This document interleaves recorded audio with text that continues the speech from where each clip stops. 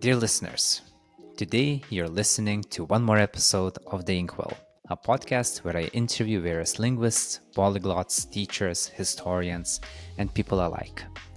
Today I had the pleasure of interviewing Mahendra, a polyglot from India who is currently learning his 13th language. During the podcast, we talked about many different languages such as Sanskrit, Lithuanian, Farsi, Arabic, Russian, and Basque. We also discussed some theories regarding the Indo-European language tree and where the first Indo-European people might have come from. It was truly a fascinating and enlightening conversation, and I hope that you will enjoy it as much as I did. Thus, let's pass the mic on to Mahendra and begin our today's talk. Enjoy.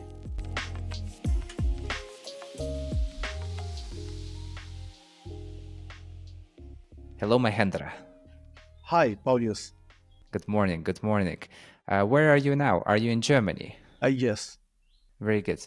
So, Mahendra, thanks for writing an email and introducing yourself. It was honestly when I saw the email and when I saw the list of languages that you speak, I was shocked. I have no idea how it's possible to fit 13 different languages in one head.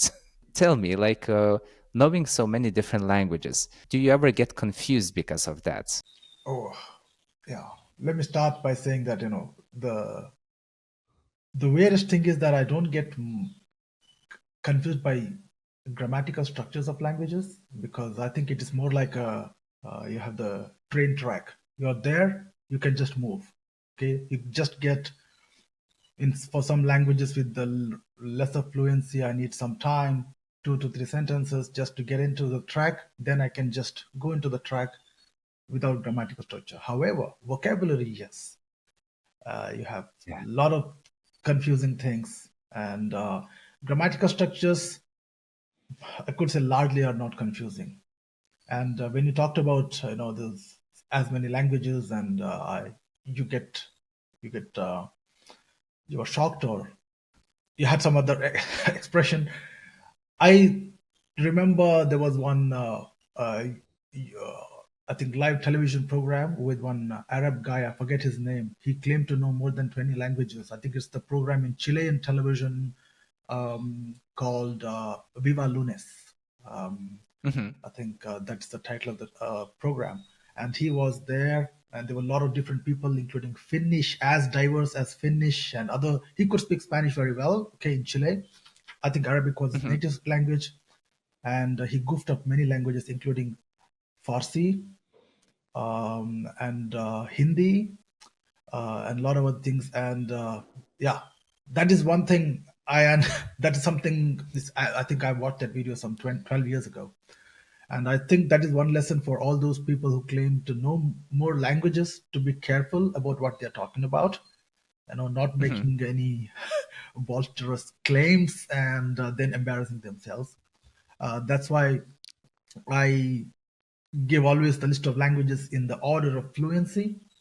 And then Hmm. I say that, okay, these languages I have just started a year ago, or a few months ago, or 2 years ago. Yeah. So um, the degree of fluency is far less. Don't compare my Arabic with my Farsi.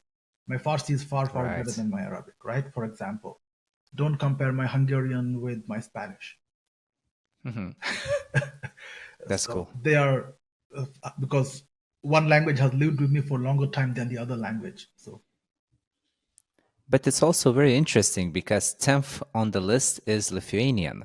And, I'm a Lithuanian speaker, and it's always nice for Lithuanians to hear that a person from a distant land or from somewhere even not remotely close to Lithuania can speak Lithuanian or at least has some level of fluency in Lithuanian.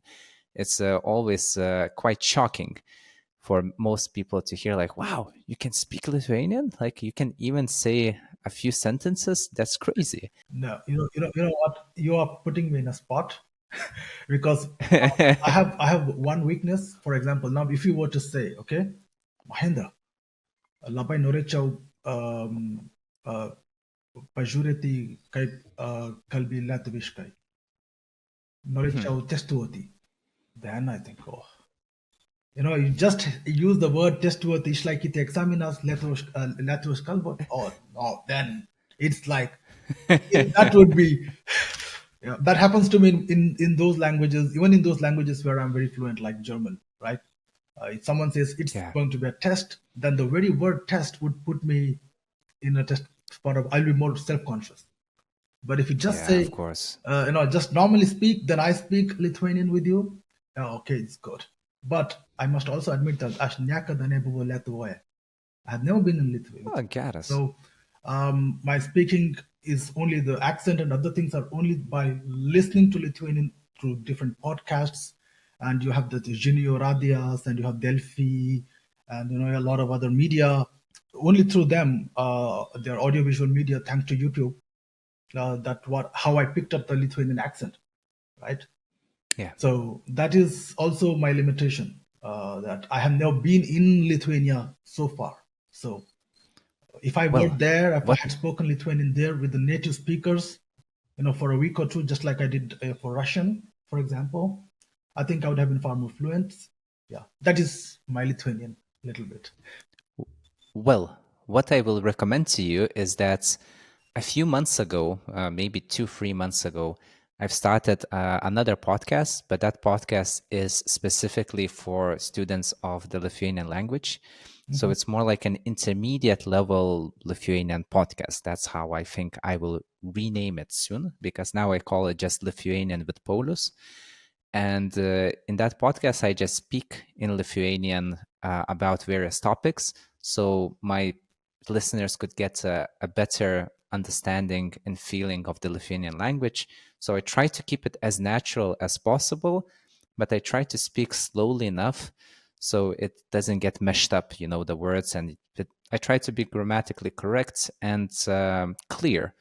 So, but also natural, which is not the easiest thing because you need to like find the right frequency, the speed, the vocabulary, so it doesn't seem robotic, but it also feels like you're actually engaged and interested, but it's not too difficult. But anyways, so I'll send you the link. I think you'll enjoy it. And what do you think about Lithuanian language in general? Was there enough material for you to actually learn the language? Because it's not very famous language, and even I, as a teacher of Lithuanian, sometimes can't find proper material. So that's why I started the podcast, for example, because there's nothing out there Okay. else. I personally have used for since roughly 20 years teach yourself thing. Okay, to me that is Hmm. one very basic. They have the same method for all languages. I don't know how they make it work, Yeah. but I use that as in the beginning, and then I always read two types of grammar books. But Hmm. one is descriptive grammar that comes after you master the language to some extent, after you have finished your intermediate. But before that, I have one small, what you call the essential grammar, not the descriptive grammar. It's an Hmm. essential grammar. Hmm. That means Hmm. you know essentially what to expect, right? So Yeah. it's like you have your navigator in your car. Okay, you move from Berlin to Hamburg. So which autobahn you take, where you go, how to reach the destination. So you know which are the cities that you cover on the way, what to expect. I get that Hmm. kind of a thing. That helps a lot. There is one book I had. I think I can actually read it in one day. Before I have Yeah. to say, for example, I'm going to Lithuania for 2 weeks to practice Lithuanian. I would read that one Hmm. in one day and then fly to Lithuania. There I can speak because it actually refreshes me. I think I can share that material with you as well someday, and that Sweet. helped me. And you're correct, not so many materials, but Lithuanian media is quite good. I mean, in the sense that for those who want to learn Lithuanian, you have on your phone, you can have your apps of your Hmm. media and a lot of YouTube channels, in fact, but Yeah. not so much podcasts.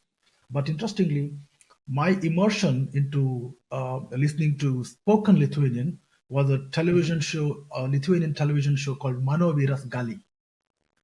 Oh, really? Yeah, Interesting. that was a fun program. Yeah, it was a nice program, but I used to watch that, and to me, that was my first immersion, to listen to Lithuanian Yeah. language.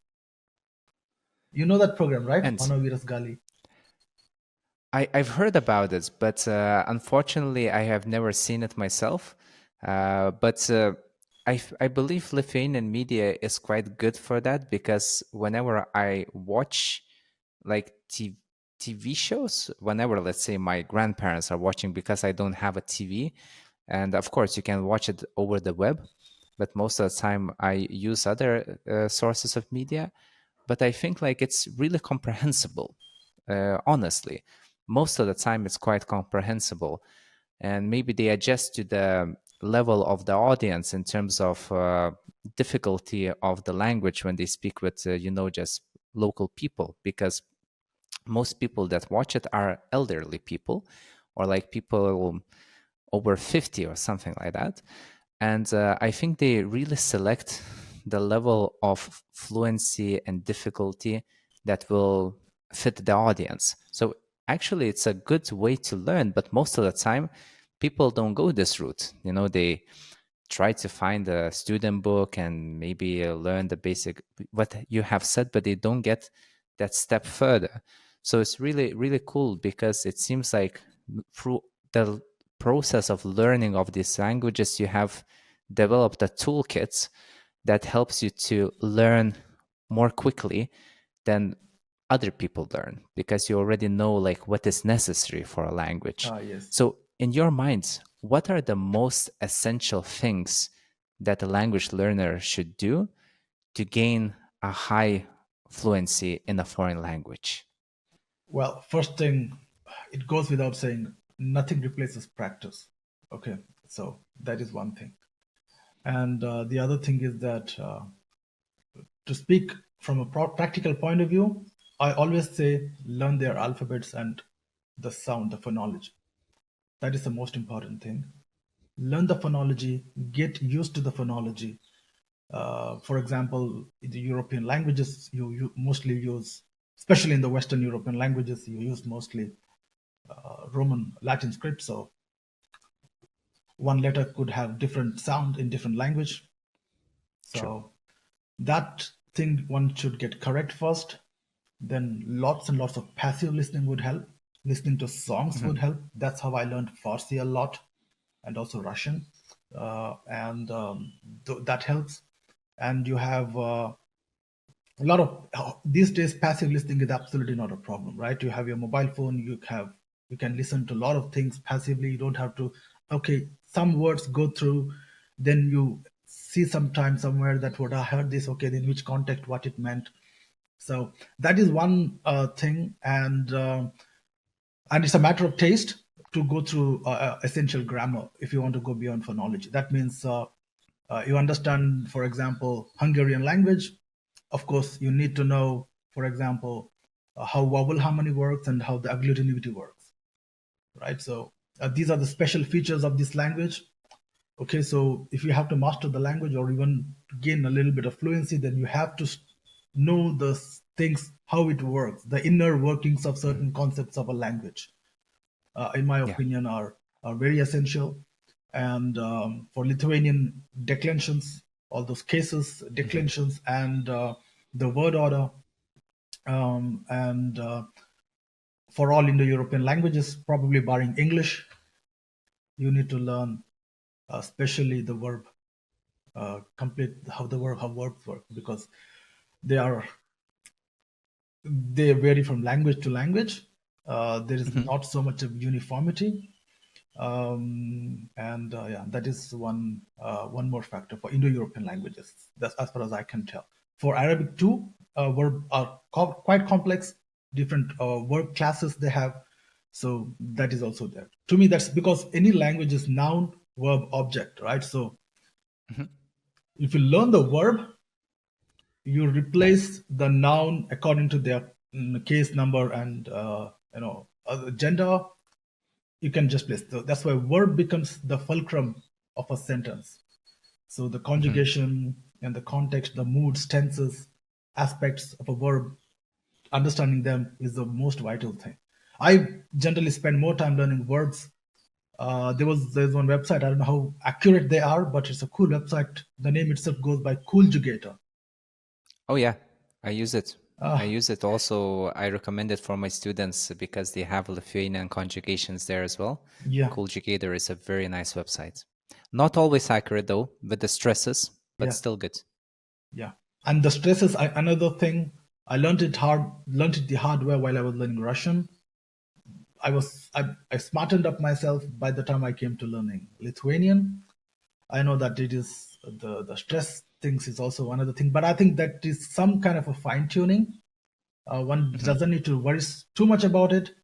One can only be misunderstood to a certain extent, but more important is to have proper usage of verbs and nouns. You will learn once you get used to it. And coming back to the study material that you talked about, that you asked about, other than you teach yourself, I had there's another thing called assimil. That is very Hmm. interesting way of Asimil. assimil. It's more like an assimilation, right? I think it is Mm, right. yeah, similar to Haven't assimilation. heard about this. They Uh have huh. for different languages, but I don't think they have for Lithuanian. I have used it for Arabic and Greek Hmm. and Hmm. Hungarian. I have it. So this is a very interesting method of learning languages. You start from simple, go to complex. That's how I Hmm. learned Russian. There was one book that is used by the American, you know, there are people to understand Russian language. The Yeah. government, the way of learning method, I think it's called Cortina method or something. Some 20 years ago, I think I had bought that book. Hmm. And there was similar method for Persian. There was a website called easypersian.com. Hmm. They had Hmm. a similar thing um, starting, for example, right? I go, you Hmm. go. I go to school, you go home. You go home, I go to school. Today I go to school, you go home tomorrow. Today Yeah. I go to school early, tomorrow you go home late. Right? So Yeah. you started with I go, you go, then you have added adjectives, adverbs, You you build just up. made it much bigger sentence. Today I go home early because my mother is waiting. Hmm. Hmm. Okay. Today I go home early, although my friends want me to play. Hmm. Like Hmm. because, and you have to replace that with although, then you have the other kind of sentence coming, You have right? multiple clauses and it gets like Exactly. longer, longer, and so on. Exactly. So you start with Cool. very simple sentences, just a noun and a verb, but no, not necessarily any object, right? So you learn that, then you add, and add, and Yeah. that is Well, how this website worked. Easy Persian. So that's how I got to learn Persian very easily. That name itself was very apt. Easy Persian. That made Persian easy. So we Astimil need a works on a website, full. Easy Lithuania now. We need to develop a new website. That'd be So, good. and the Asimil works on the same model, same technique. They have it's some hundreds of pages of book, but after every 7 chapters, they have a grammatical explanations. Okay, you covered 7 chapters. This is what is the grammatical overview of the topics you covered. Every 7 chapters they go. I think they have some close to 100 chapters or something. Very small number of pages, but it is one of the most useful materials that I discovered quite lately, but very useful. Cool. And also, like from the list that you have sent me, the first four languages are Indian languages. So it's Kannada, Tulu, Hindi, Sanskrit. So Yes. it's the languages that you most likely learned before you have gone to Germany. So before you moved, and you have also written that you have self-taught yourself Sanskrit, and you have learned it out of love. So that's very interesting. And I heard so many conflicting opinions about Sanskrit. Just like even reading comments on their videos, there's seems to be like even a culture war or something happening between, let's say, Tamil and Sanskrit speakers, and there's I don't know.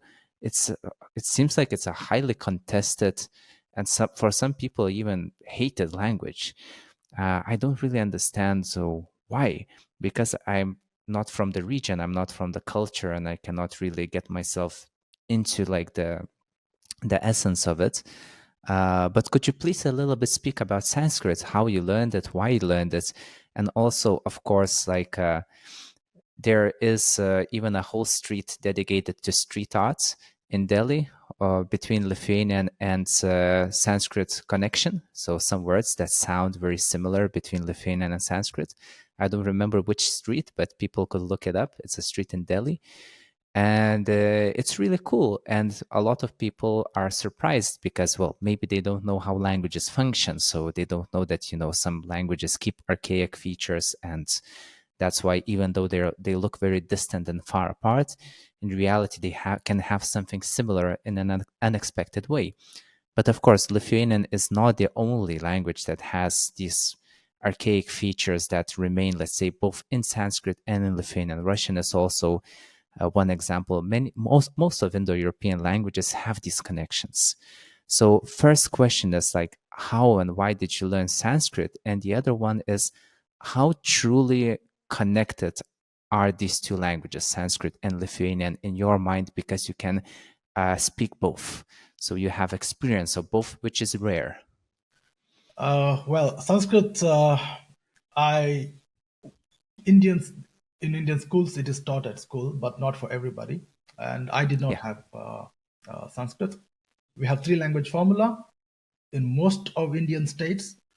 I think there could be one or two exceptions. Most notably, Tamil Nadu, they have only two language Mhm. formula, as far as I know. And three languages. One is your mother tongue or your native Mhm. language. I contest very strongly the universality of the concept of mother tongue. Okay, Mhm. Mhm. we can talk about it later, but I have a different view on the concept of mother tongue itself and the universality of it. Okay, Okay. so um, that and Hindi and English. So you're from Maharashtra, you learn Marathi, Hindi and English. You're from Gujarat, you learn Gujarati, Hindi and English. You're from Bengal, you learn Bangla, Hindi and English. Roughly, that is the thing. And in some cases, for example, what do you do where the language is Hindi? What is the third language they learn? They go to Sanskrit, Mhm. Mhm. right? More or less. Cool. Of course, Sanskrit is also learned as a third language instead of Hindi in other states as well. Okay, but it is largely in Hindi-speaking countries. Sorry, speaking states, Hindi-speaking areas. It happens, and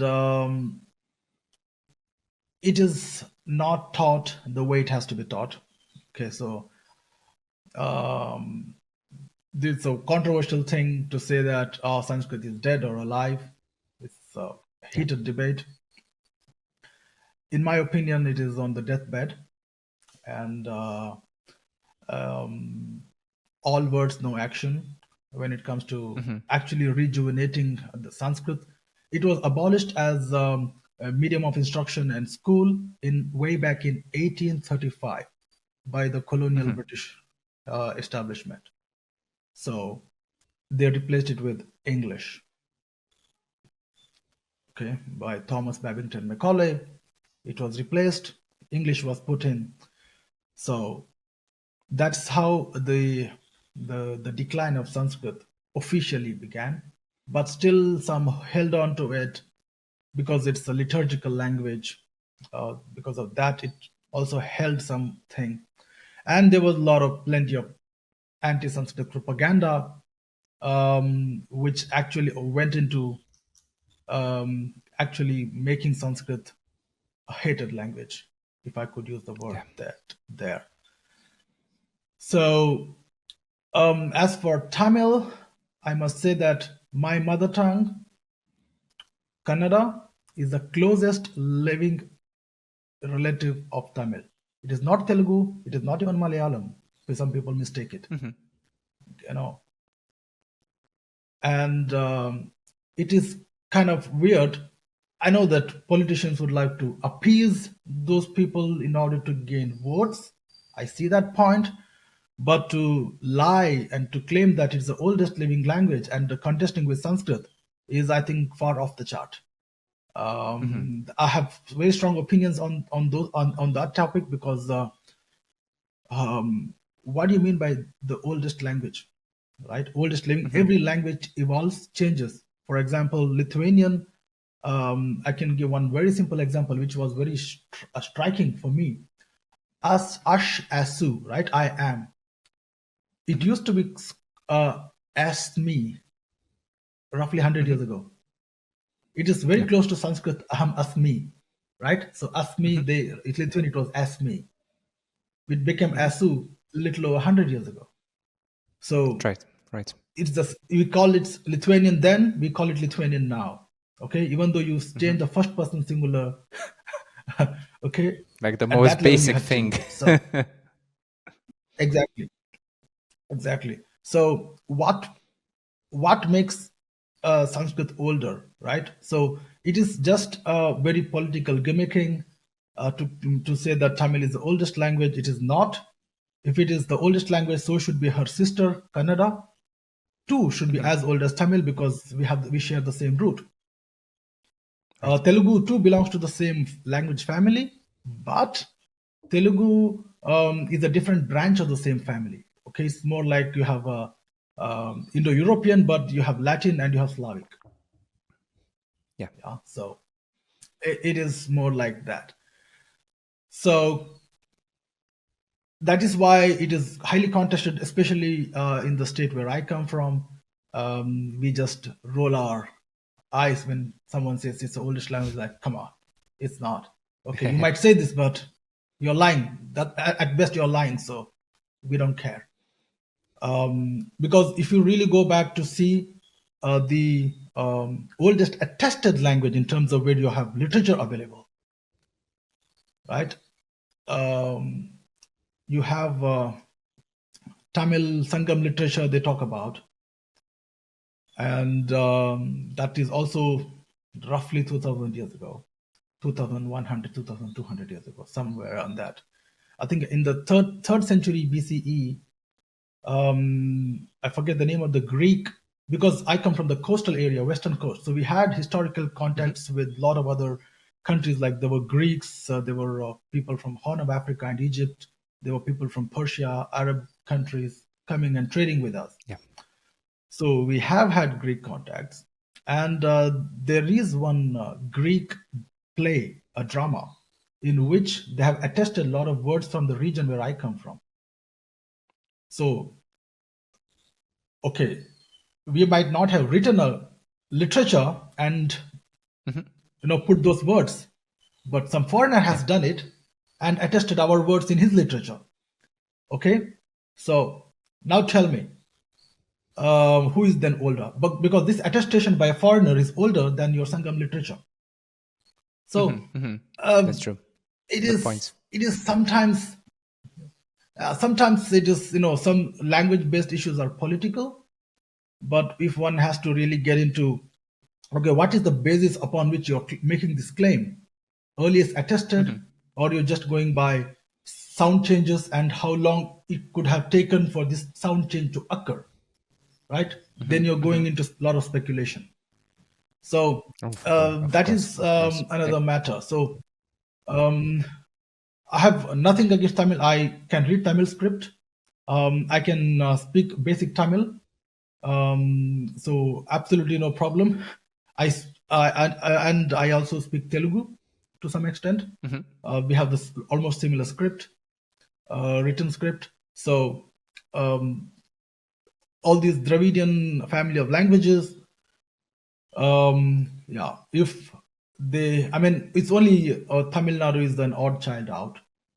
In that case, I think it has a lot of colonial baggage that that state has to shed, which they are very unwilling to, and making a claim which makes them quite unique, which is unfortunately for them not the case. Yeah, I'm coming back to Sanskrit. See, I wanted to learn Sanskrit because I got to know Russian language, to be very honest. Okay, there were Wow, certain things, interesting. certain grammatical things, especially the instrumental case and the locative case, or the Hmm. prepositive, what one says.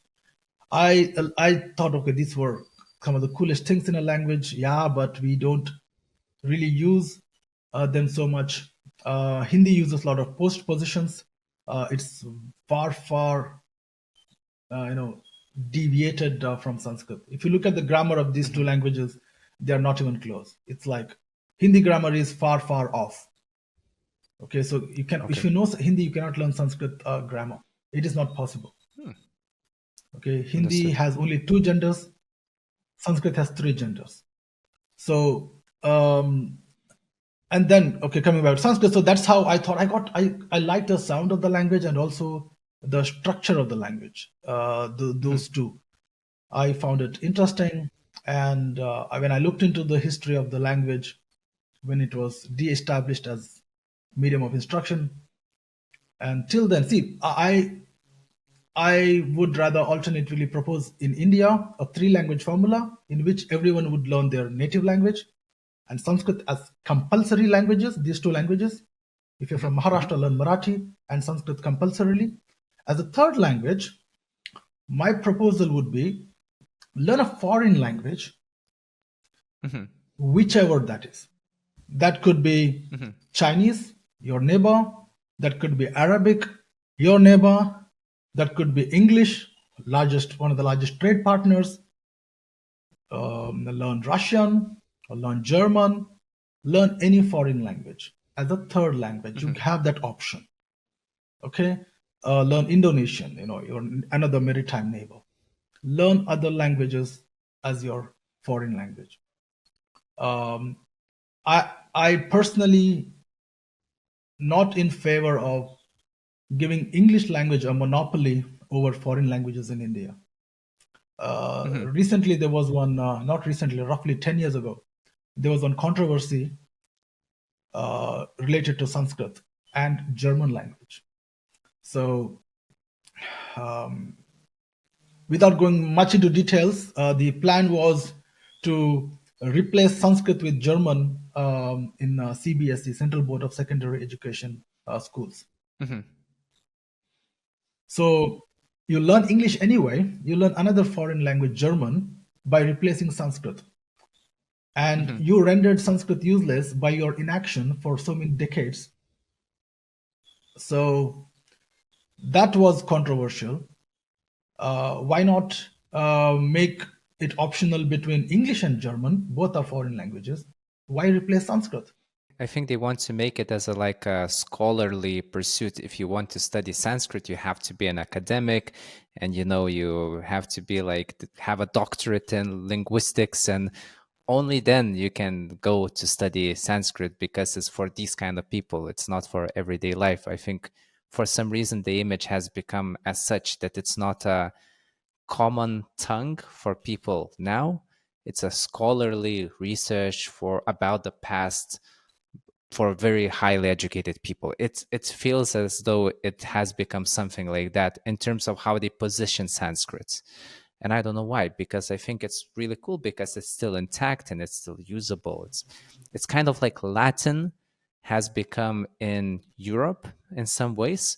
So you can go to like very fancy parties where everyone speaks Latin, but all of them are linguists and translators, and it's just like a sign of social status. So all of us know Latin, so all of us are like really amazing people. but the common folk, they don't speak Latin, so they're like country folk. They don't. So it hasn't yet become like that, but I have a feeling that it's kind of slowly becoming such a way. No, no, you're absolutely correct. That attitude certainly exists towards Sanskrit. But there is another interesting thing is that there are certain universities in the West. If you want to learn Sanskrit, get any degree or PhD or something, you should know German or French. Mhm. Think about it. I can show you those on their websites. One of the qualifications for students to learn Sanskrit is to know German. language, because mainly because the German linguists have worked on Sanskrit, so they have created dictionaries and translations. So that would actually help you in cross understanding. Okay, in English they have translated it as like this, but the Germans have seen it. Probably which of the two could be correct in this context? Probably that is the logic behind it. Okay, so sometimes it looks very weird, right? So you can still know Sanskrit well without needing so much of a translation thing. And today, in the era of AI, and a language as structured as Sanskrit, why can't it be made more available? I can give 10 grand recommendations to the Indian government, which they could implement to make Sanskrit kind of a living language, at least as lively as Lithuanian. It could be a drop in the ocean. 3 million people in Yeah. 1.5 billion population, but still, it is still worth it. If you look at the Lithuanian internet, I mean, I'm impressed. In fact, to be very honest, how many Wikipedia pages you can find and how many media outlets are there. They have their own apps on your mobile phone, proper Yeah. apps. I mean, they work. Okay, so and YouTube channels. So when I look at that, if Sanskrit reaches at least that stage of livingness, if I could use that word, right, for a language which is currently on the deathbed, I think that should be the first step. One question here. I'm very curious about the fact when you said that Hindi is so far apart from Sanskrit that because for many people they think like, okay, Hindi and Sanskrit, they should be quite alike, and if you learn one, it will help to learn another, and so on. But you also said that you got interested in Sanskrit through learning Russian. So I don't want to make a claim that Russian is closer to Sanskrit than Hindi is closer to Sanskrit, but how do you see the interplay of, let's say, these three languages, like Russian, Sanskrit, and Hindi? Grammatically speaking, Russian is closer to Sanskrit than Hindi. I can attest to that. Who knows both Hindi and Russian with almost equal fluency. I can make that. Interesting. Okay, so Hindi has more vocabulary from Sanskrit. Okay,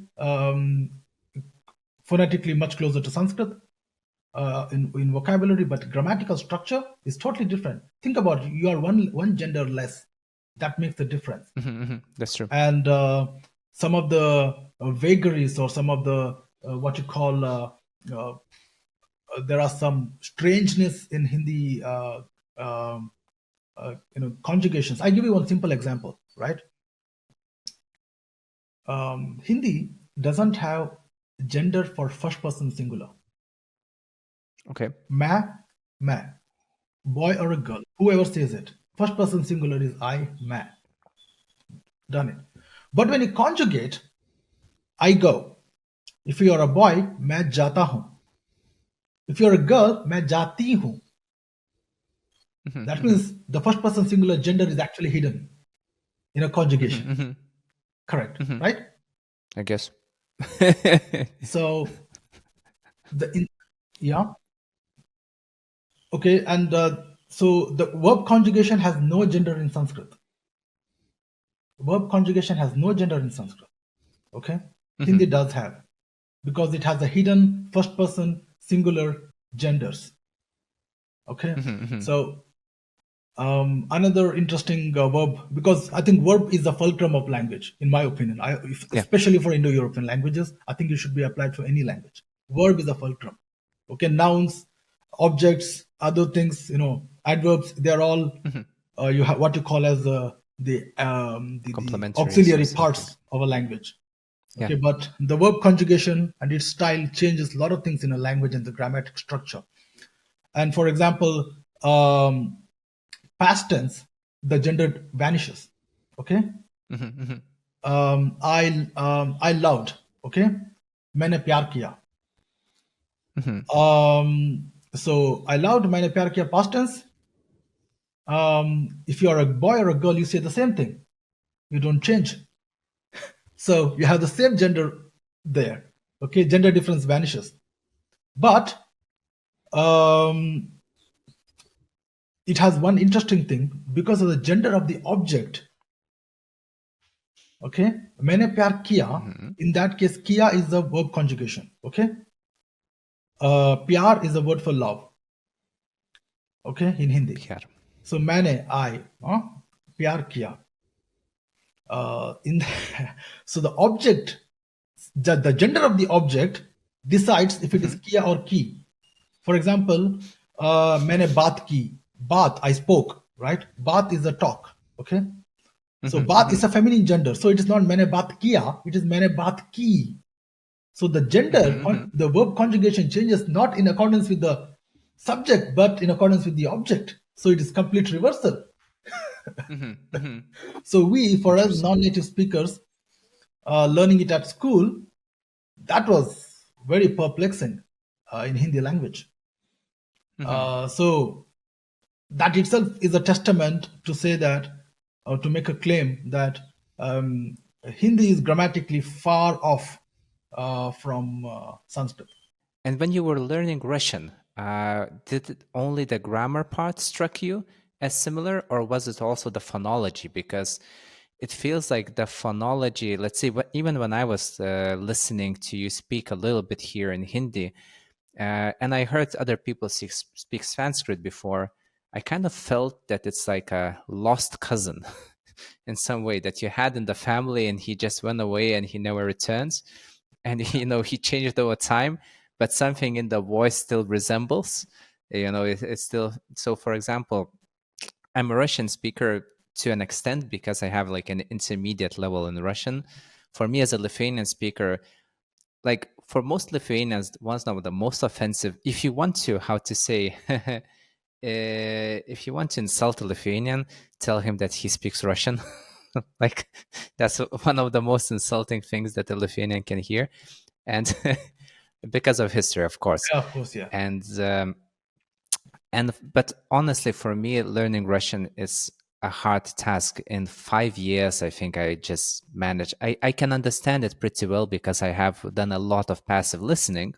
But for me to speak grammatically correctly and accurately, it's really difficult because even though the grammar structure is quite similar, we use different cases for different situations. The vocabulary is most of the time absolutely different, although we have some cognates and also borrowed words. But it's not an easy process, honestly. And I would like that it'd be easier. That would be great. There is, if you really pay attention to it, you said vocabulary. Yeah, there are some like they have tiper and you have dabar. They're Yeah. essentially the same words, but one is a Lithuanian rendering of teper and there's a Russian rendering of dabar, right? Now. And there is another interesting thing I noticed, atidariti and ushdariti, close and open, right? Yeah. Akrit and atkrit. So it is the same logic they use, and also a lot of the logical things, the grammatical logic are the same. That's why to me, that helped a lot. If either way, had I learned Lithuanian before, probably I would have learned Russian better. But in my case, I learned Russian first, and I think that helped me learn Lithuanian better. Even if you take like simple words like the word wind, which in Lithuanian is vėjas, Yes. in Russian is veter. And I don't know, what is the equivalent in Sanskrit, for example, because these are the words that have been here with us for ages. It's not like computer programming, which is a new thing because computer programming is a new thing. But the wind has been with us as long as we have been with it, right? Like when there was person, there was wind. So you start using the word to describe this phenomenon. And if it's an Indo-European derivative, it's going to be somehow similar. So vėjas, wind, veter. I wonder how it's in your languages from India that you know. Well, we have in Sanskrit is vayu. Okay, Vayu. it's So vayu. vėjas, vayu, it's Yeah, quite they are similar close. as well. Yeah. There is another word called vata. I think that is close to vetter. What Vata, yeah, Yeah, true. that's another thing. Actually, we have a word vata in Lithuanian, but it's different thing. It's a false friends. Yeah, I think another thing. Before I learned Lithuanian, I had one YouTube video where they compared Sanskrit with Lithuanian. They talked about they also call horses ashwa now. They call arklis, which I learned later. Arklis, yeah, that's incorrect. Yeah, Arklis, not Ashwa. yeah. This is what saying. This is no. This also called horses No. ashwa. This is No, avis. I think like sheep. Avis maybe could be avis. more Yeah, more yeah. similar. Avi. Yeah. So so I don't even know how avis is in Russian though.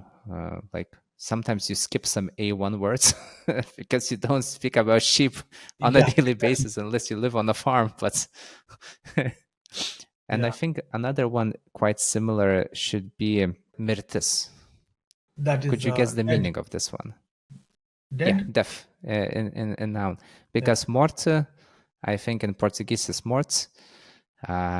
Deaf, okay, in English it's very different, but In Farsi the word is mard, but it in ancient Persian it was martya. So it comes from there. The word for man is mard, which means he's mortal. You know, all very right. philosophical. So calling Cool, man cool, cool, mortal, cool. mard in Persian. It comes from Yeah. old Persian martya.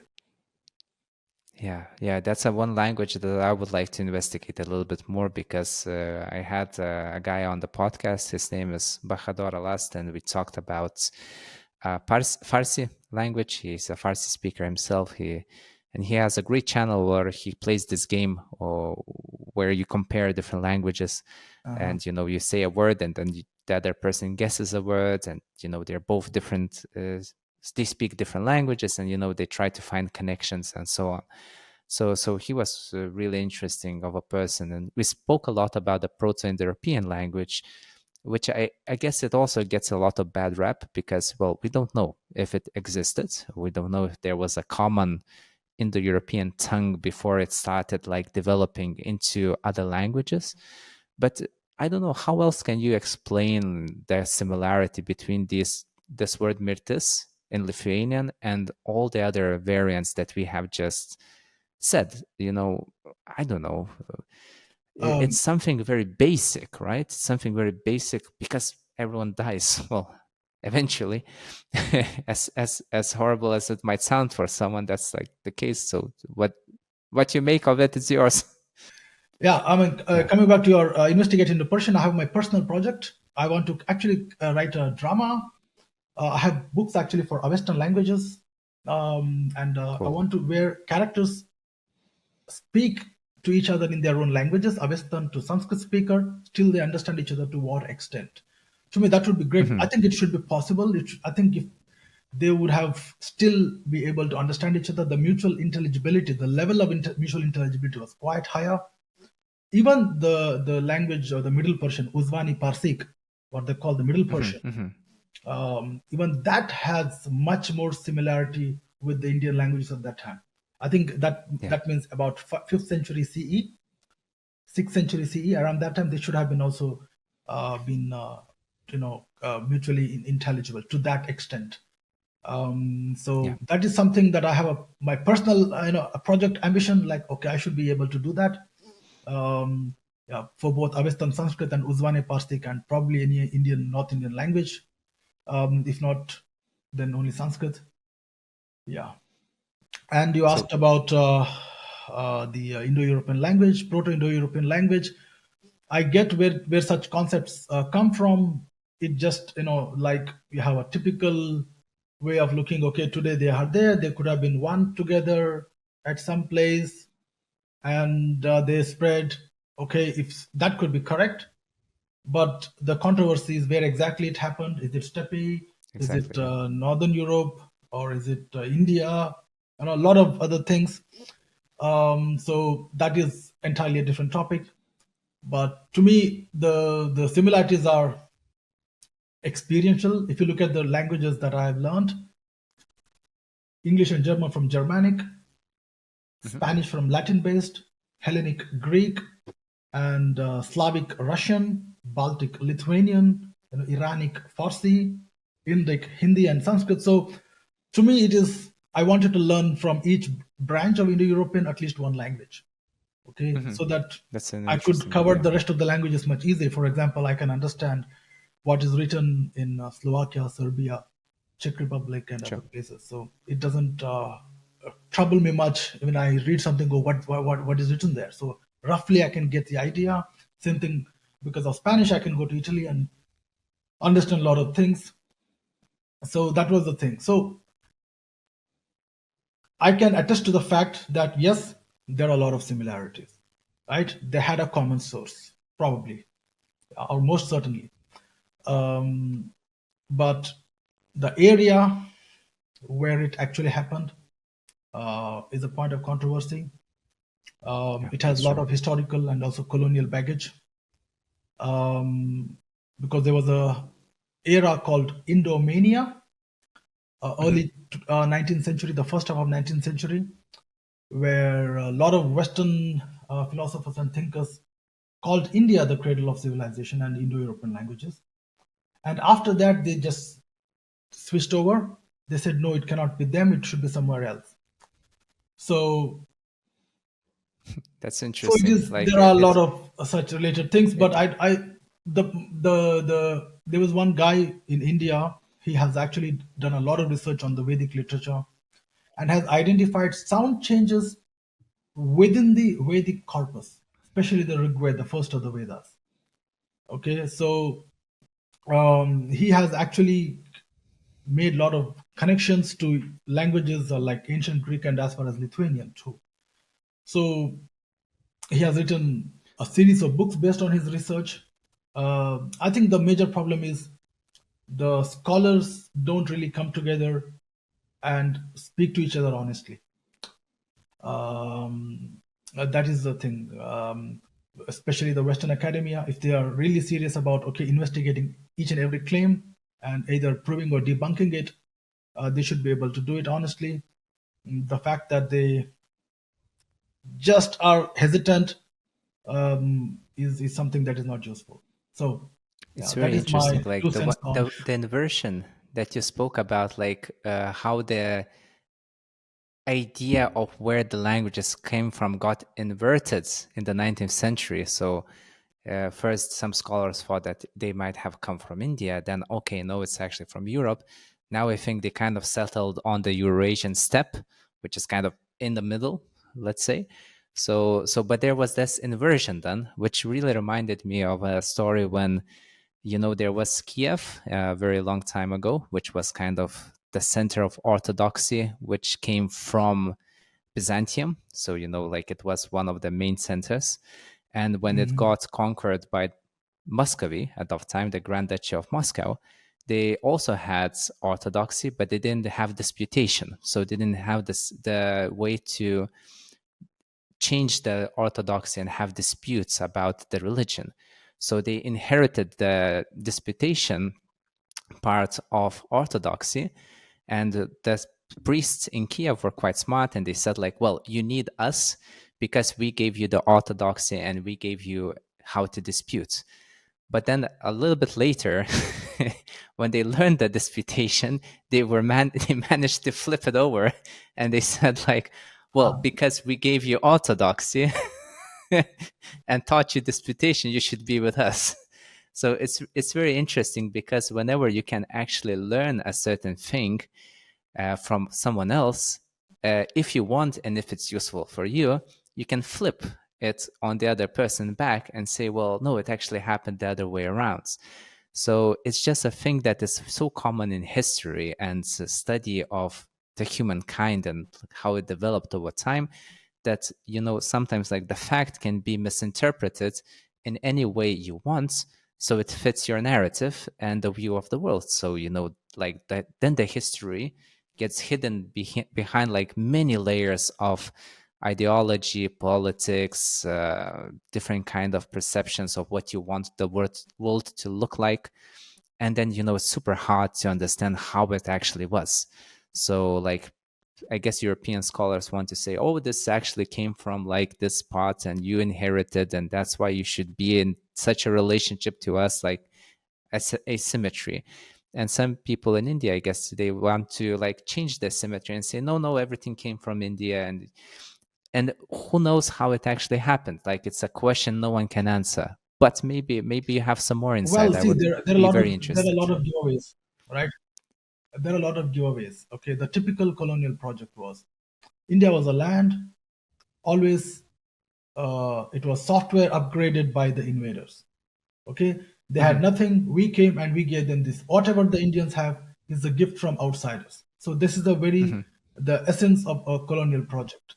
So and there is one infamous quote from Max Muller. He said, "India has been conquered before. India shall be conquered again. Their ancient religion is doomed. If Christianity doesn't take its place, who's to blame?" So Yeah. the idea is that this book, which you can see here, written by William Jones, in his forward itself, he has written. It is also 19th century book, by the way. It's a Sanskrit English dictionary. He has claimed it clearly. The idea is to not to be honest learners of Sanskrit, but to subvert it, right? So it is they have written in during their times very honestly about what they wanted to do, and not only that, you had um, the, the Sanskrit thing, the software upgrade project, right? So they have this. Um, we are the conquerors, yes, we are from outside, yes, but you who live here have come from outside. That means all the Hmm. speakers Hmm. of Indo-European language in India have come from elsewhere, so that you have no moral right to tell us that we are from outside, Hmm. right? Hmm. Interesting. So Okay. that was the logic. The Indo-European language speakers in India are outsiders. Okay, they came at some stage of history. Now we have come in, so don't ask us to go out because you have no moral right, because you invaded this country before us. Now we invaded this country. So that was the colonial logic for it. Hmm. So that was the logic which they used to switch over. See, all they came from outside, not indigenous. If you really look at the hydrology of India, the river system, the Himalayan rivers, okay, the coming Hmm. from the roof of the world or the third pole, the Tibet, okay, from the Hmm. Himalayas. Look at the population that India held historically compared to all other great ancient civilizations. It was at least tenfold greater. And Hmm. such a large number of people living on a fertile Himalayan waters cannot develop civilization, and they have to depend on the foreign invaders for everything. I think is too much of a stretch. Well, I guess the invaders didn't read Mahabharata, or they didn't read the Vedas, and I probably they're think not there's very well acquainted with the stories there either. there is. I'm saying this as someone who speaks a Dravidian language, okay, as a mother tongue. Yeah. Okay. And another interesting thing is that there's one Lithuanian person, I think he used to be a politician, Gintara Songaila. Okay. Yeah. If I remember his name correctly, he has a Yeah. similar, That was perfect pronunciation. his view is actually more nuanced and more balanced. He says that kind of throughout to Central Asia, there was a lot of to and fro going there. Not necessarily Hmm. invasion, but people of Indian origin moved there and they settled and they still had connects. It's not that like today you just take a flight and fly to Vilnius, right, from Delhi. Yeah. Of You course. move in a small group at small stages. You encounter different settlements of different peoples. And you merge as Yeah, well over time. exactly. So he said that okay, probably they have been decided, and from the same people who left, maybe they have come back Hmm. after a few generations, and they have maybe there was a lot of to and fro. Okay, Yeah. if I have understood his thesis correctly, this is what he's suggesting could have taken place. Yeah, that's much. That makes sense to me, like totally, because it's like it's painful for me to always read, like whenever you think about Proto-Indo-European language, it immediately gets merged with Aryan invasion, which is Yeah, like it immediately triggers the invasion. So it's like I know that India has had horrible history with colonialism, just like Lithuania has had horrible history with colonialism, just from different sides. So we were colonized by the Russian Empire, we were colonized then by Soviet Union and Nazi Germany. So we understand what it means to have a colonial past.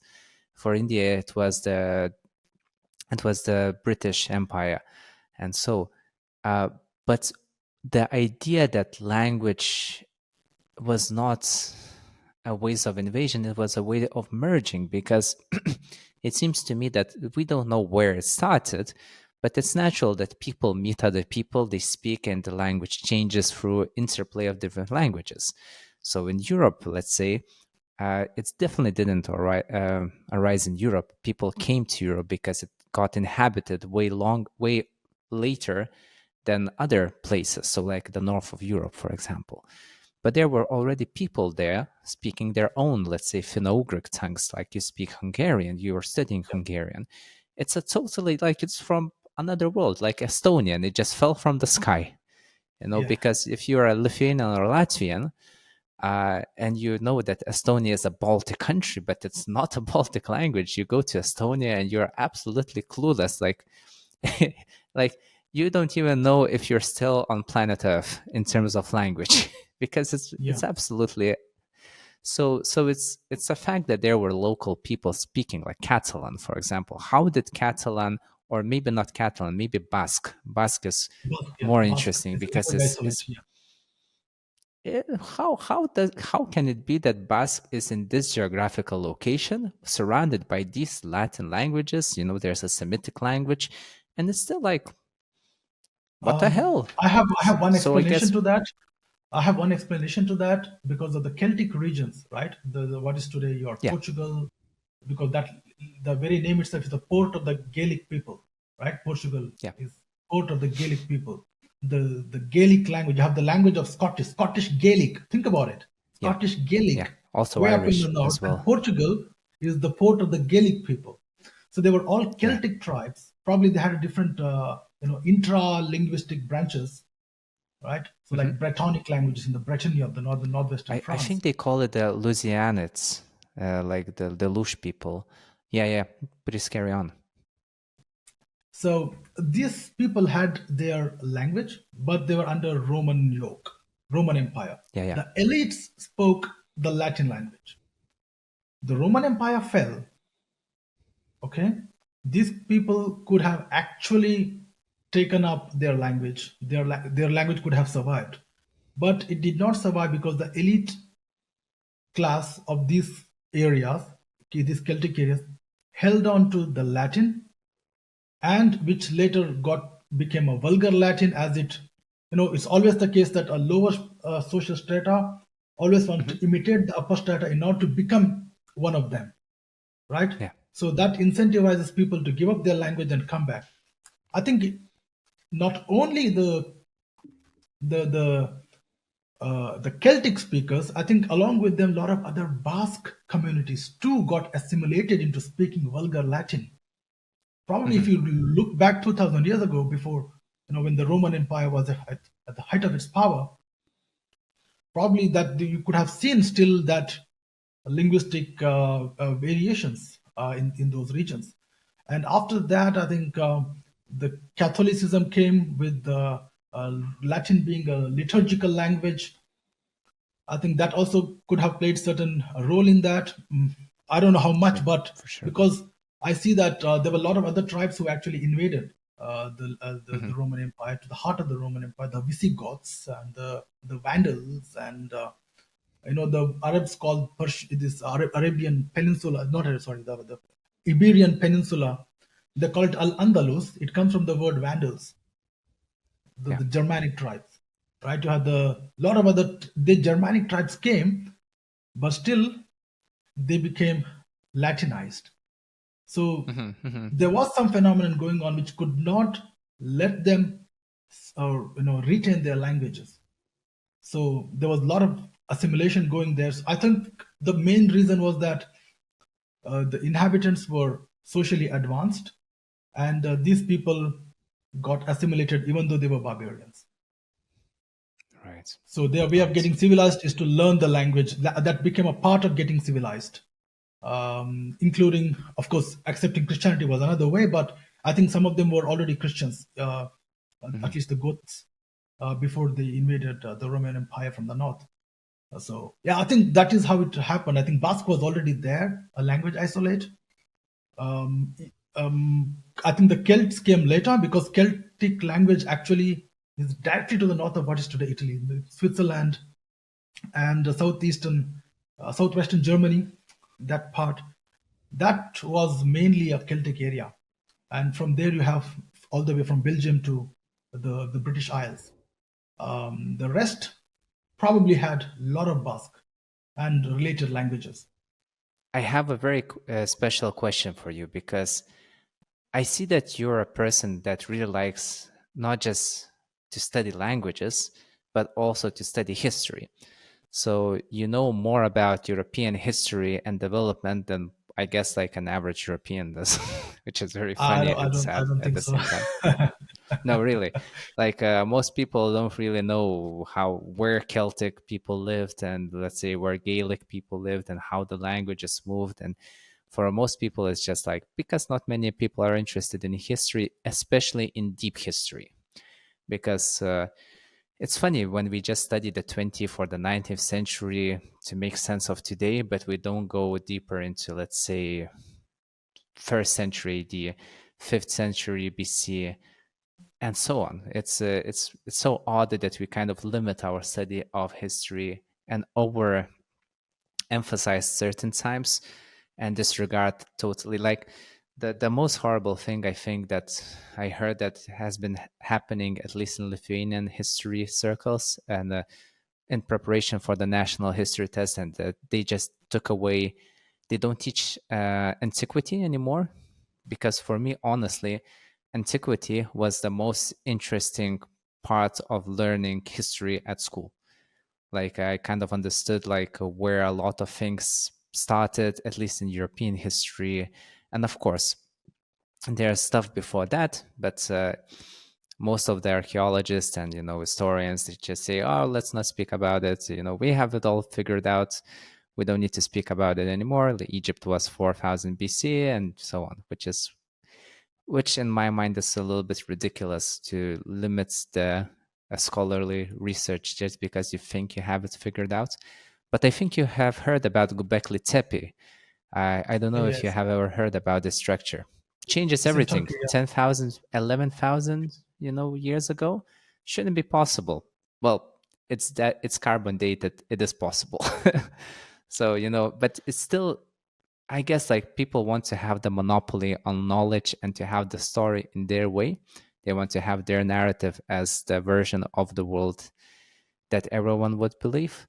So I guess they disregard a lot of things just because, like, okay, let's ignore this fact. But anyway, what has the study of history taught you?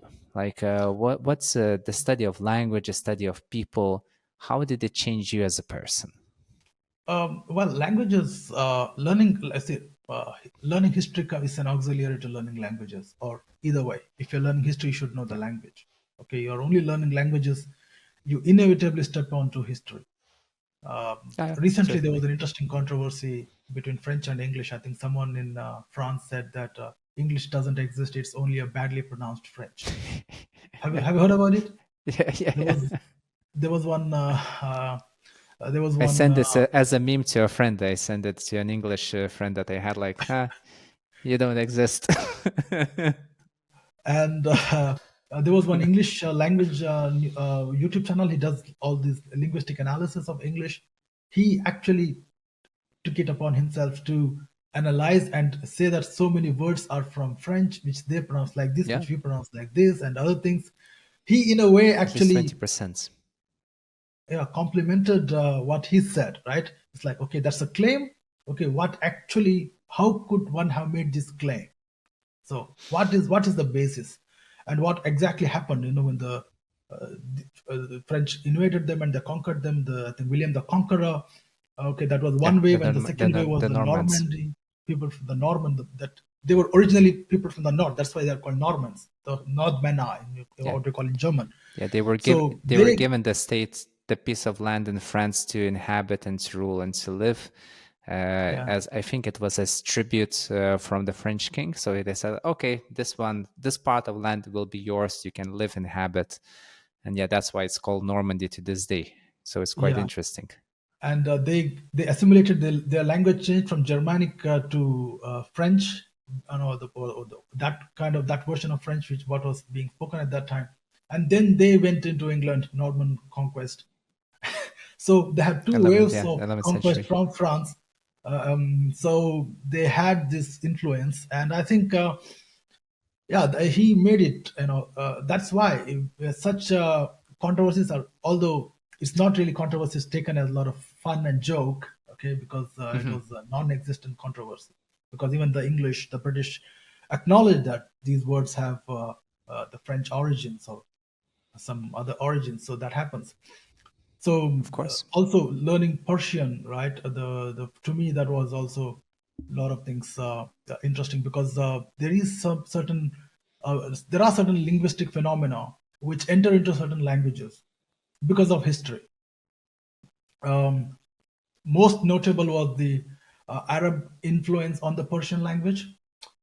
For example, I can read any economics, politics, law, legal related documents in Spanish without any trouble. But if you give me the similar document in Persian, I have a problem understanding it.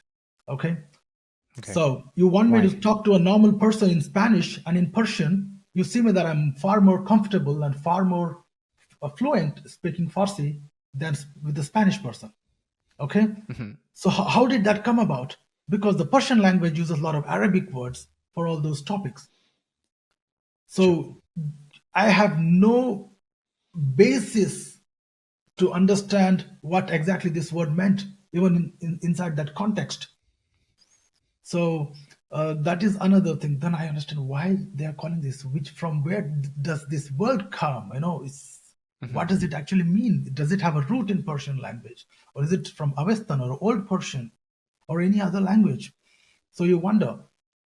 That is another thing, right? So a very interesting fact is that Persian has agglutinativity in its language to some degree, which some speculate could have come from a language isolate called Elamite language group, which is in the today's Khuzestan and to the little along the southern coast of Iran, little to the west, where you have the Persepolis and other those, because they were the initial capitals of Cyrus the Great and the Darius the Great and their people. So it was there. That was the core of the Elamite kingdom, and there is some people speculate it could be from now extinct Elamite language. For example, okay, it should be more useful to give an example. I did not. Persian language doesn't have a gender. Okay, third person gender doesn't have. They don't have a third person gender. He or she just doesn't matter. Okay, I did not see her or I did not see him. Nadi the mash. Okay, okay, negation. Okay, you cannot. You can actually exclude it from the agglutinativity phenomenon, right? The mash. So I saw the them. You saw the. Okay, so we saw. Okay, so you can actually the dim. All right, we saw. You can actually make it. You add a phoneme ash. That is a third person singular. That means I did not see her or I did not see him. So you just add a phoneme to make to continue the sentence. You don't have to make a single I did not see him. No, you make it in one sentence. You don't even have to use the personal pronoun that I. The them automatically means that is one useful thing. Then you actually add the phonemes, right? You have the then you have the meme, you have to add the shin, the letter, then you have that the mash, right? So Sounds like they Gilgamesh. yeah, sounds like Gilgamesh.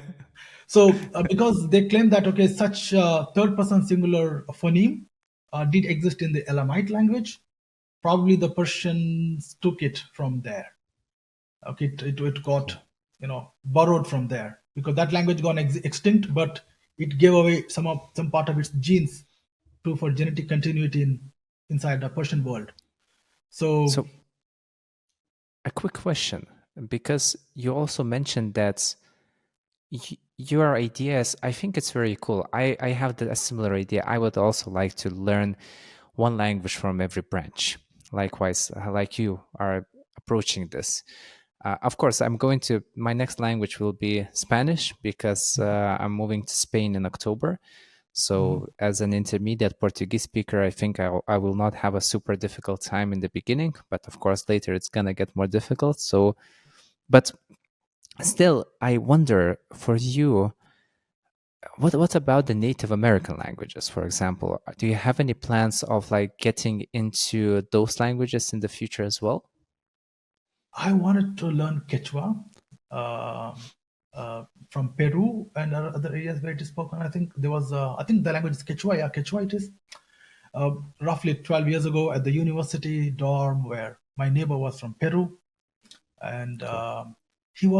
he looks very, a Native American, doesn't look Spanish. Okay, he looks like, when one looks at him, sees, okay, he also had long hair.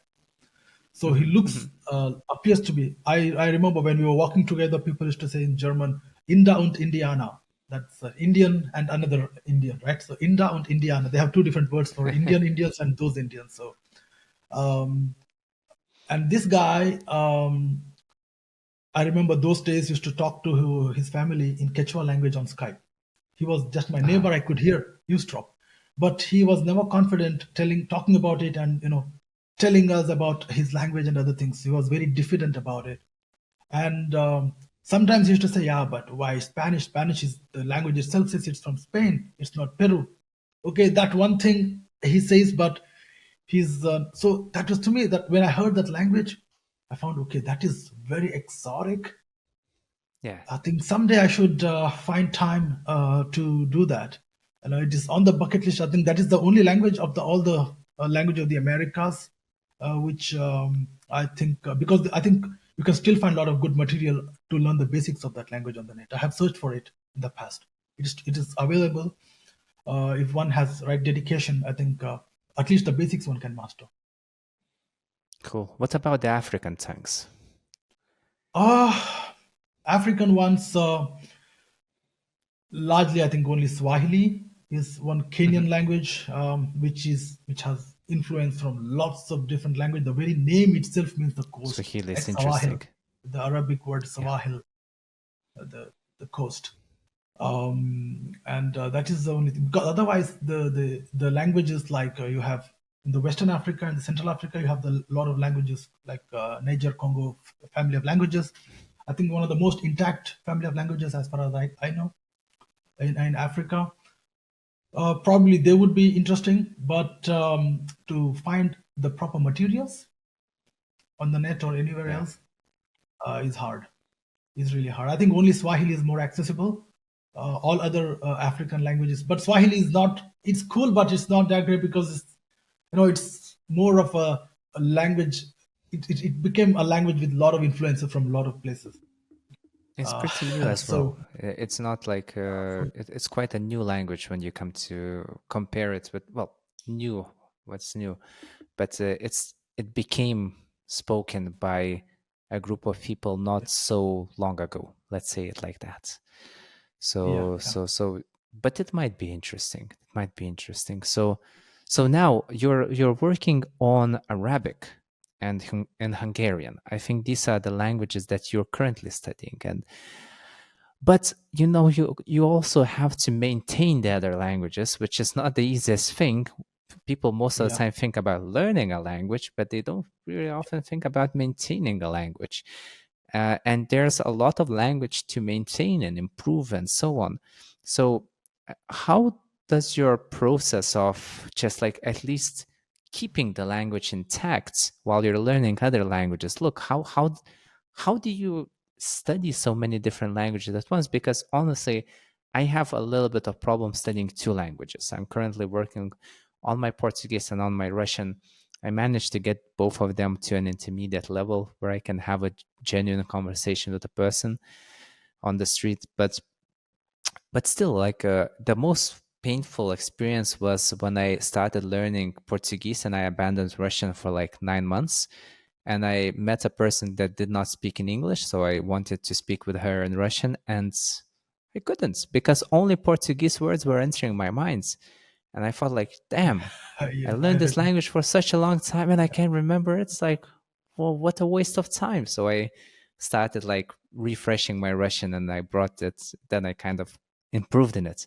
So have you ever had this experience before? And if you had, what did you do and how do you avoid that from happening? Yeah, I had that experience actually. I had to choose between Spanish and Russian. I chose Russian for whatever reason. And then Spanish went to the back burner. It somehow vanished, right? Um, and there was a time I could speak Spanish very fluently and surprise a lot of Spanish people. And then after a few Hmm. years, I had a colleague from Mexico, 1 hour train journey from city A to B in Germany. I tried to speak to her in Spanish. Thanks to her patience, she was she was tolerating my not so fluent Spanish, and that to me that because at that time I was learning Lithuanian, a lot of Lithuanian words were entering into my mind. Okay, the language you are currently learning that enters your mind when you speak a language with which you have lost fluency. Hmm. This phenomenon, like you experienced, is also my experience. It has been. And rather interestingly, at the destination, her husband, who is Iranian, a Persian guy, with whom I could speak Farsi without having lost any um, fluency to any significant effect. You know, that is very weird because Spanish is a more recent language I learned than Farsi. Hmm. But still, Farsi had I had retained a lot of good fluency, but not Spanish. That was a weird experience. But I have personally, for me, there is something called a funnel system. I have months. I'd say this month is dedicated to this language. Okay, for new languages, I give 2 consecutive months, and I typically try and go visit those countries which language I have learned after to the close of second month or something for new languages. That's a newly Hmm. system that I developed. And some languages I don't really need to practice anymore. Recently dropped out of practice is Russian because I don't think I need so much practice. I can just even dream in Russian, so it's not a big problem. I speak to Russian. I have no another thing that what helps is your social media connections, and you have a lot of communication devices, gadgets. You can talk to a lot of native speakers. You have made friends. To build a virtual That environment, helps. And basically, to listening surround to yourself. podcasts. Yeah, listening to podcasts and other things on YouTube, watch and listen. That does help a lot. So I have this funnel system. So as I know that okay, this language I have repeated oftentimes, I know it quite well. Based on that, that drops out of the funnel. The new language comes in, but drops out of the funnel doesn't mean that it gets eliminated. It Hmm. is actually there, like a part of you. You can still do it without having to dedicate a month or two in a calendar year. So that is Hmm. a system that I have devised for myself. And are there any times where you, let's say, because I think next week I'll have well, tomorrow, honestly, I'll have my first Spanish lesson, which is going to be fun. I had like a semester in university, like I studied Spanish for a semester, but it was a long time ago. I think and because of Portuguese, it will also maybe come back and it's going to be pretty okay. But my next week will look that I'll have Monday for Spanish, then Tuesday and Thursday for Portuguese, and Friday for Russian. Plus, I listen to podcasts. So I listen to whatever I want. I can listen to a podcast in Russian one day while I'm going to the gym, and then listen to something maybe in Portuguese while I'm driving to jiu-jitsu, and then speak with a Brazilian guy, which is the coach. So I just try to do what I feel is right at the moment. But I'll mix three languages that I'm currently studying, and then I teach English and Lithuanian, so I'm gonna speak those languages. And sometimes you just feel burnt out by the variety of languages that you use because you sometimes use many languages in one day. and then it starts getting a little bit meshed up and confusing. So, have you ever had a phase where you're, let's say, in 1 week or even one day, you're studying two or three different languages? Has it worked for you, this regard? Or you're, let's say, Uh, when you dedicate a month for one language, do you add other languages as like more, listening to something, watching something, texting a message to a friend from that country, or you just specifically dedicated for, let's say, this is a Spanish month, I'll go 100% Spanish. How does it work? um, well, for example, if I have a Hungarian month, it to me it's Hungarian month. It doesn't mean that I don't respond to texts coming from my friends writing to me in Lithuanian You or just write in Russian Spanish, or in Hungarian. Like, no, no, of course not. uh, so do not disturb Hungarian is going on. No, no, that is not the case, right? So Text me next month or text um, me on October. yeah, October is my Russian month. Please text me on October. All right. So no, that is not the case. What I do is, yeah, I have a dedicated month. It doesn't really mean that I don't really touch any other language at all, because for all the languages that go out of the funnel, see, I speak German anyway, living Yeah, in of Germany, course. right? In some environment, I have to speak English, so I speak English anyway. So it Mhm. doesn't take away that okay, I'm yeah, from what I'm learning in Hungarian. Dedicated in the sense that I have certain timetables set with certain materials which I have to finish. That means I will not be actively learning any other language. If I have to say, okay, what is that concept in that language of Greek? So how is that work? I make a note, put it in the Greek book. So when I Mhm. learn Greek, I know okay, this is what I had. So I Yeah. need to get that cleared first. I know that it is very easy to get distracted. Ah, okay, I see that. Kid in a candy store. Ah, I want that. I have to go there. It's very easy to get distracted, but I think over the years, at least, I have understood that focus helps a lot. Yeah. And yeah, but focus at least to the extent what it is required, not to block other languages. Right. And I think we're kind of approaching the end of our conversation for today. And most of my listeners are either language learners or maybe people who are just interested in how languages develop, and also teachers. So I wonder if you could leave a couple of advice for language learners, not just a person who wants to learn one language to mastery, but to develop fluency in various languages. From your experience of learning languages, what do you think is the most important lesson, or a few most important lessons that you have learned about learning? Learning languages. I'm not so much of an impromptu answer, but if I had to think about it, it should be nothing replaces practice. I always say this, nothing replaces practice. Speak to the native speakers, have your friends among native speakers, and visit those countries and learn the language. Don't stay out. That's why my Lithuanian, I'm not so confident, though I speak. I don't know how you judge my Lithuanian, a little bit of what I spoke. Okay, It's but nice. I like the phonetics. I like the pronunciation. It was nice to listen. It was beautiful. thank you. I think I would have learned it better if I were in Lithuania already, right? You would say that. You would agree with that. Yeah.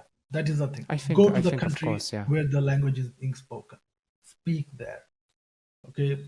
That is also a part of learning. And another thing I tell you, don't give up. I remember the frustrations that I went through when I was learning German, when I was learning Russian, when I was learning Spanish, and when I was learning Greek. Um, and take a break and come back. Always. You're frustrated, take a break, but don't give it up permanently. Come back. Come back fresh, then you actually are better. Why you get frustrated is that, in my from my experience, generally, if you are already bilingual or trilingual, the basics of any other language are actually easy. But when you get to the meat of it, Yeah. you're like, it's not that easy anymore. You have to climb the little more steeper thing. Probably that is when you're frustrated. No, I'm not climbing well enough. You have expectation based on your few initial basics. Okay, I mastered this, then I should be able to understand this as well. No, it doesn't happen that way. Take a break, go bit by bit. Always go bit by bit. You want to say, okay, this learning material, I mastered this book, I learned the language. No, you're wrong. You're absolutely wrong. So that That's is true. what yeah, are my advices to those who want to learn more languages. And also, I think that's a good point that you mentioned, like manage your expectations, because Exactly, yes. some of my students are overly anxious about their space of development. So let's say Yeah, most of my students are Lithuanians who are learning English, for example, right? And for some reason, they think that, they should learn it in 2 months.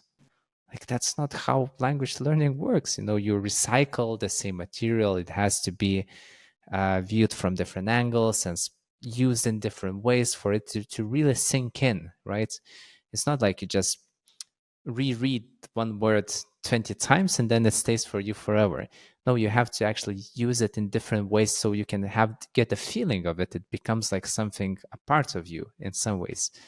So, like this idea of managing your expectations, that learning actually takes time, and it's like, well, what's the rush? If you like it, what's the rush? You're gonna get better over time, and enjoy learning the language. And I exactly. get frustrated with Russian, I get frustrated with Portuguese, but I kind of at least understand that it's part of learning. Like, whenever you're frustrated, it's because you climbed on a certain place where you think that it's a peak from which you will see the valley, but you see that you have to climb more. So it's like another new thing that you didn't see before, blocking your view.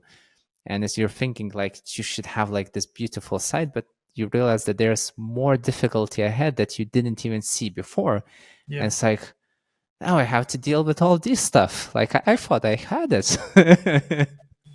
And that's yeah, parts of it. But eventually you'll get on the top, and you'll get a nice view. Maybe there will be some clouds still, that will abrupt your vision, but it's still pretty good. And with time, the clouds will pass as well, and it's gonna be all right. But like, yeah, managing expectations is I think it's a big thing, just yes. for your psychological health. You can go insane by the pressure you put on yourself because of some random ideas you have.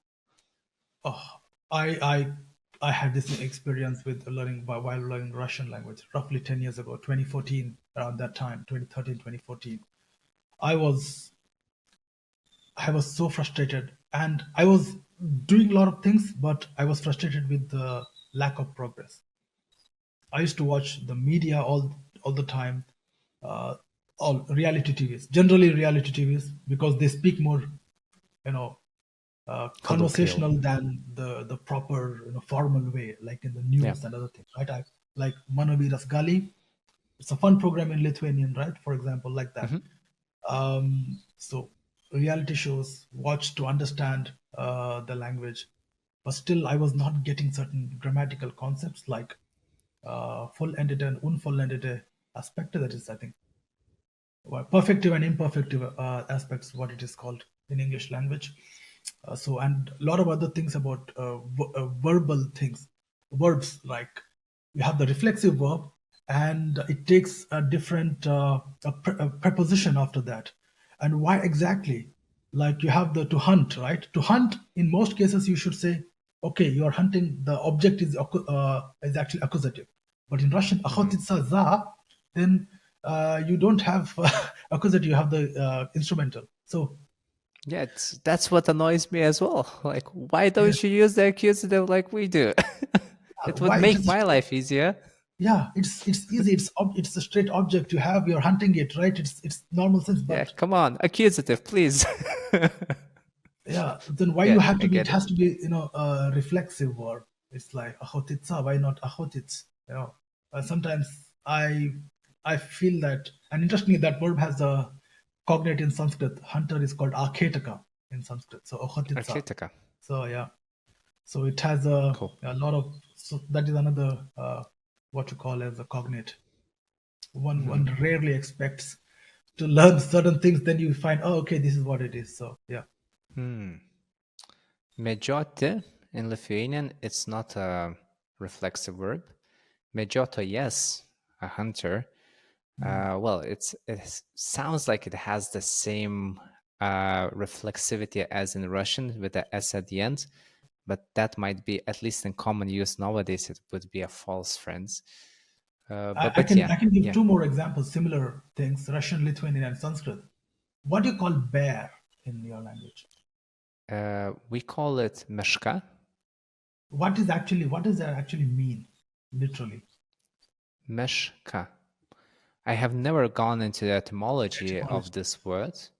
Okay, let Good me question. give you an example from Russian. It's medved, right? Med is like in your medus in Yeah, Lithuanian, yeah, it's madhu of in course. Sanskrit. Ved. No, it's ved, that is Ved. the ved. I think it is the vyesti, to bring. Okay, This is ved. how I see it. Okay, vyesti. It brings and it takes and brings takes out the medus or med. So so that is how it is. So the word is there, right? But you don't use that word based on medus for a bear, but that is the similar thing. But even in Sanskrit, we don't have a word that based on madhu for. We might have, but on not the standard name for bear. Uh, So what about, is a bear a common animal in the Indian subcontinent? yes, we have different types of bears. Yeah. Okay, okay. So there should have been some kind of a connection because, well, the environment of, let's say, the Russian steppe, and it's good for bears, So I think a bear was definitely a thing to be considered, especially in the older days. And I guess people made a connection with the honey. What's the Sanskrit word for bear? Or maybe Bhalluka, yeah, bhalluka, aluka, bhalluka, yeah. paluka. Cool. So we have these aspirates, which other Slavic and Baltic languages don't have. I think only some Celtic and to some extent English, when they are actually speaking, they have the aspirate sounds, right? Otherwise, most of the languages don't have. However, the Indo-European language, Proto-Indo-European language theorists, they say that the aspirates were existed in the Proto-Indo-European, which only Sanskrit has retained, and they changed into fricatives and affricates in other languages, like the Greek theta, right? It was a th became a th, right? They had Yeah. a p which became a f. Mm-hmm. So they claim that because f and th did not exist in Proto-Indo-European language, those sounds did not exist. They were actually the aspirates, which existed in Proto-Indo-European, which is retained in Sanskrit. Right. So that is Wow. another interesting, because you don't have fa in Lithuanian, right? We have f, but not fa. Yeah, Yeah. We have f, like I don't know what can. I'm thinking about a word that starts with f, like faunus. yeah. So, I think they're it's mostly like a loan words. background. Yeah, Yeah, I think, or like yeah, most. It's not a super common letter though. yeah. Well, anyways, I think that's a good way to round it up because we actually managed to round up through from Russia to Greece back to India. So we had made a very nice circle there.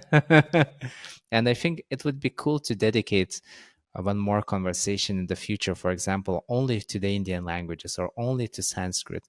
We could actually select a topic because this was, well, like, of course, we were speaking about the languages that you know, and also naturally then about the languages of the world and how they came about, how they developed.